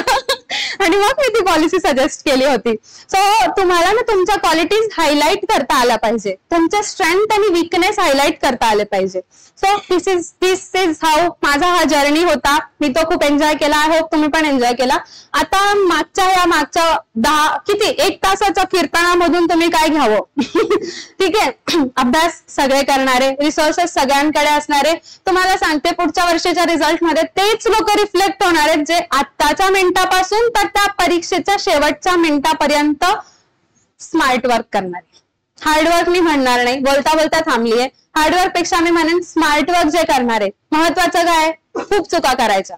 महत्वाचं काय, त्या चुका लिहून ठेवायच्या, त्या चुकांमधून शिकायचं आणि त्या झालेल्या चुका खोडत जायचं की मागच्या वेळेस ना मॉक टेस्ट मध्ये हे चुकलं होतं, आता ह्यावेळेस मी तसं नाही करणार आहे. मॉक टेस्ट मध्ये सिली मिस्टेक झाली होती, ह्यावेळेस मी नाही करणार आहे. टॉपर्सने सांगितलं की आन्सर रायटिंग केलं पाहिजे, तर मी पण करणार आहे. So you need to think. तुमच्या चुका खूप झाल्या पाहिजे. My teachers use to call me miracle girl. कारण मी खूप चुका करायचे, पण मी अश्योर करायचे की ह्या वेळेस झालेली चूक पुन्हा होणार नाही. तुम्ही फक्त सांगा करायचं कसं आहे. सो तितकं कॉन्फिडंट तुम्ही तुमच्या प्रिपरेशनच्या बाबतीत असायला पाहिजे. मी जेव्हा युपीएससीची सुरुवात केली ना, तेव्हापासून मला सिलेबस कळाला, तेव्हापासून मला असं वाटायचं की ज्या दिवशी मी प्रिलिम्स पास होईल त्या दिवशी मी रिझल्टमध्ये असेल. माझ्या बाबतीत ते झालं. त्याच्यानंतर मला कधी मेन्स द्यायची संधी मिळाली नाही, पण ज्या दिवशी मी प्रिलिम्स पास झाले ना, माझ्यापेक्षा बाकीचे सगळे कॉन्फिडंट होते की बॉस इस बार तो ये है लिस्ट में. माझा भाऊ म्हणायचा पण की IPSच बनेल म्हणून. तर तिथेच मी बरोबर अडकले. मी त्याच्याशी भांडायचे पण तुला IAS नाही बोलता आलं का म्हणून. ठीक आहे. तर आपल्याला आपल्या म्हणजे क्वालिटीज आपल्यापेक्षा समोरच्याला चांगल्या कळालेल्या असतात. आणि मग फायनली तो दिवस आला 16 एप्रिल. मला वाटतं लाईफचा खूप चांगला दिवस, बेस्ट दिवस, जो पुन्हा जगायला आवडेल असा दिवस आला. 3-4 दिवस आधीच रिझल्टचे वारे वाहतात बरं का. म्हणजे 3-4 दिवस आधी की आता येईलच expected result, UPSC result release टाकून देतात बरं का. ते मग रिझल्ट लागला म्हणून आपल्याला सांगतात अगं नाही लागलाय, येईल ऑफिशियल नोटिफिकेशन, बघूयात असं राहतं. आणि 16 तारखेला कन्फर्म होतं कारण की मंडे होता. म्हटलं ठीक आहे मागचे 3-4 दिवस नाही आला तर आज लागेल. रिझल्टच्या 3-4 दिवस आधीपासून आमच्या घरी काय व्हायचं माहिती का, माझा दादा उठायचा 6 वाजता, जिमला जायचा आणि 7 वाजता येऊन फरची पुसायचं. त्याला वाटायचं आपल्या बहिणीचा रिझल्ट लागणार आहे, आपल्या घरी खूप पाहुणे येणार आहे, कारण आपलं घर स्वच्छ दिसायला पाहिजे. चांगला विचार होता त्याचा. मग 16 एप्रिलला पण फरची पुसून माझ्या मी 10 वाजता सगळं घरातलं काम आवरून बसायचे. पाहुणे येणार आहे, आपण त्यांना एंटरटेन केलं पाहिजे. मी सोडून माझ्या घरात सगळ्यांना वाटायचं ह्या वर्षी मी अधिकारी होणार आहे. मनातल्या मनात मला पण थोडं वाटायचं, पण ना कधी बोलून नाही दाखवायचं. म्हणजे ना मी प्रिलिम्सला पण मला नाही वाटत होईल, मेन्सला पण मला नाही वाटत होईल. मग घरच्यांना काय वाटायचं की येडा बनून पेढा खाते, नाही म्हणतात रिझल्ट मध्ये येते. त्याच्यामुळे त्यांना वाटायचं की आता पण नाही म्हणते, पण मग ती येऊन जाईल फायनल मध्ये. बट ना तुम्ही स्वतःला आणि घरच्यांना खोट्या आशेवर नाही ठेवायचं. तुम्हाला तुमचे एफर्ट्स माहिती असतात, तुमची मेहनत माहिती असते. सो त्या बेसिसवरती तुम्ही स्वतःला जज करायचं आणि स्वतःच ठरवायचं की तुम्हाला, म्हणजे मी आहे ना माझा अभ्यास सोडून दिला होता कारण मनातल्या मनात थोडं वाटायचं की होऊन जाईल. बट तुम्हाला मी सांगते if you are not very much confident ना तर प्रिपरेशन चालू ठेवलं पाहिजे. माझ्या बाबतीत मी ती केलेली मेजर चूक होती जी तुम्ही नका करू. सो मग ना 16 एप्रिलचा दिवस आला. मस्त छान वातावरण, फरची पुसून घर स्वच्छ, 10 वाजता सगळ्यांचे जेवण झाले. मी फक्त इकडच्या पलंगावरून तिकडच्या पलंगावर, टीव्ही सोडून मोबाईल सोडला की गप्पा, एवढंच करत होते. खूप टेन्शन मध्ये होते. परीक्षेच्या वेळेस मला टेन्शन येत नाही, म्हणजे येतं पण ते दिसत नाही. आणि रिझल्टच्या वेळेस साफ दिसून येतं की किती घाबरली आहे. बरं का. मग रिझल्टच्या आदल्या रात्री मी फोन मध्ये, मला डायरी लिहायची सवय ना, तर मी नोट डाऊन केलेलं होतं की मला असं वाटतं की खूप मार्जिनने नाही पण मी एक्झाम क्लिअर करेल. माझी रँक ही 600 ते 700च्या मध्ये असेल आणि माझा मेन्सचा स्कोअर मी प्रेडिक्ट केला होता 735. पण मी हे कोणालाच सांगितलेलं नव्हतं, फक्त आपल्यात ठेवलं होतं. कारण कसं समजा नाही आले मार्क्स, समजा मी झाले IRS तर घरचे काय दिला रे यार, आम्ही ही तर म्हणत होती IPS होईल, IRS झाली, तर ते डिसअपॉइंटमेंट नको म्हणून मी मनातच गोष्टी ठेवल्या, फोन मध्ये नोट केलं. रात्री 1 वाजताची नोट आजही येते माझ्याकडे. आणि त्याच्यानंतर ना म्हणजे झालं, सगळं झालं, सगळे प्रेडिक्शन्स करून झाले. फायनली दुपारी 1:19 झाले. फोन हातात घेतला आणि दादाला म्हटलं लागला. आणि फोन हातात घेतला, वरती सगळे हार्टिएस्ट कॉंग्रॅच्युलेशन्सचे मेसेजेस. यार हे सगळे मला का पण कॉंग्रॅच्युलेट करतात. म्हटलं आता काही विषय नाही, आपण लिस्टमध्ये तर आहेत आपण, फक्त आता रँक चेक करायचंय. मग PDF ओपन केली, माझं नाव सर्च केलं, पुढे बघितलं 595 जोरात ओरडला, छकुली IPS झाली. तर तो माझ्या लाईफचा 1 सेकंड होता जेव्हा छकुलीची IPS झाली. तो खूप जोरात ओरडला आणि त्याच्यानंतर पुढचे 10 ते 15 मिनिट माझ्या घरातले सगळे फक्त रडतच होते. तर फटकन मागच्या 4-5 वर्षांचा, मागच्या 10-12 वर्षांचा, मागच्या 23 वर्षांचा प्रवास आठवतो. घरच्यांचे स्ट्रगल आठवतात, आपण केलेली मेहनत, आपण केलेले सॅक्रिफायसेस, एंटायर थिंग आठवते. खूप छान वाटतं. तो जो एक जर्नी असतो ना, तो फास्ट जुन्या मूवीज मध्ये कसं दाखवतात, फास्ट फॉरवर्ड, तसा तो आपल्याला आठवतो. पण तो बेस्ट डे असतो की जेव्हा आपल्या आईवडील, म्हणजे कसं होतं ना, लेकरू जेव्हा जन्माला येतं ना ते पहिल्यांदा रडतं तेव्हाच आईला चांगलं वाटतं, नंतर कधीच वाटत नाही. तसं जेव्हा आपला रिझल्ट आल्यानंतर आपले आई वडील पहिल्यांदा रडतात ना, तेच आपल्याला चांगलं वाटतं. आणि ती त्या पहिल्या रडण्याचा पेबॅक असतो. तो ग्रॅटिट्यूड असतो, तो पेबॅक असतो, जो मला वाटतं त्या मुवमेंटला जगतात ते. आणि आपल्यापेक्षा तो त्यांच्यासाठी मोठा सोहळा असतो की बापरे माझं लेकरू IPS झालं. खूप छान वाटतं त्यांना मिरवायला. सो तुम्हाला मी माझ्या जर्नीतून हेच सांगेन की तोच क्षण जगायचा असेल ना तर आत्ताच्या मिनिटापासून त्या मिनिटापर्यंत फक्त मेहनतच घ्या. खूप एफर्ट्स टाका. तुम्हाला इथे मारून मुटपून आणि बळजबरीने आणलेलं नाहीये. सो मी असं म्हणेन की you should wisely choose your friends, जे तुम्हाला तुमच्या ध्येयासाठी रोज आठवण करून देतील, ते तुम्हाला तुमच्या ध्येयापासून डिस्ट्रॅक्ट करणार नाही. तुम्हाला रोज आठवण करतील, प्रियांका तू पुण्यात कशासाठी आली आहे, तुला अभ्यास करायचा आहे, तू अभ्यासच कर, घरचे तुझ्या रिझल्टची वाट बघताय, हे सांगणारं व्यक्तिमत्व तुमच्या शेजारी पाहिजे. जर ते नाहीये तर त्याला तुम्हाला नाही सुद्धा म्हणता आलं पाहिजे. महत्वाचा प्रॉब्लेम जो आता तुमच्या पिढीमध्ये तो म्हणजे सोशल मीडियाचा. तुम्ही किती प्रमाणात सोशल मीडियाचा वापर करताय हे खूप महत्वाचं आहे. सोशल मीडिया वापरू नका असं मी म्हणणार नाही, तो तुमचा चॉईस असेल, पण त्याला एक लिमिट सेट करा. तुम्ही ऑनलाईन स्टडी करता तर युट्यूबचे जे व्हिडिओज आहेत ना, तो एक व्हिडिओ नंतर सजेशन्स मध्ये तुम्ही कोणालाही कळत नाही सुरुवात कशासाठी केली होती आणि टॉपिक काय सुरू होता. सो आय वुड सजेस्ट की तो व्हिडिओ डाउनलोड करा आणि मग नेट बंद करून तो व्हिडिओ बघा. त्याच्यातून तुम्ही फोकस्ड राहाल. आणि मला असं महत्वाचं वाटतं की ह्या एज मध्ये मेजर डिस्ट्रॅक्शन असतं ते म्हणजे प्रेमात पडण्याचं. सो त्या गोष्टीपासून लांब राहा, अवॉइड करा असं माझं सजेशन असेल. कारण मी आधी म्हटलं, खूप वेळेस सांगितलं की आपल्या रिझल्टचं क्रेडिट, आपल्या सक्सेसचं क्रेडिट आपल्या गर्लफ्रेंडला देणारे कनिष्क कटारिया सर एकमेव आहेत. You can be the next one, but ते एक्सेप्शनल आहे. बाकी त्या गोष्टी, भाई तुम्हाला हिस्ट्री करायचंय, पॉलिटी करायचंय, जॉग्राफी करायचंय, इकॉनॉमिक्स करायचं, एवढे सगळे सब्जेक्ट करायचे, रायटिंग पण करायचंय, फॅक्ट्स पण लर्न करायचे, मॉक इंटरव्ह्यूज पण द्यायचे. आणि एवढं सगळं करताना तुम्ही समोरच्या व्यक्तीला टाइम कसा देणार आहे? मग जेव्हा तुम्ही टाइम देत नाही तर तुमच्यात भांडणं होत आहे, तुम्ही तुमच्या गोलपासून लांब लांब लांब जाताय. आय जेन्युइनली फील की योग्य वयात योग्य मुवमेंटला योग्य गोष्टीच झाल्या पाहिजे. आत्ताचं वय आहे अभ्यास करण्याचं, पुढच्या 3 वर्षानंतर तुम्हाला कोण सांगणार नाही बाबा रे अभ्यास कर, तेव्हा ते लग्न करत सांगणार आहे.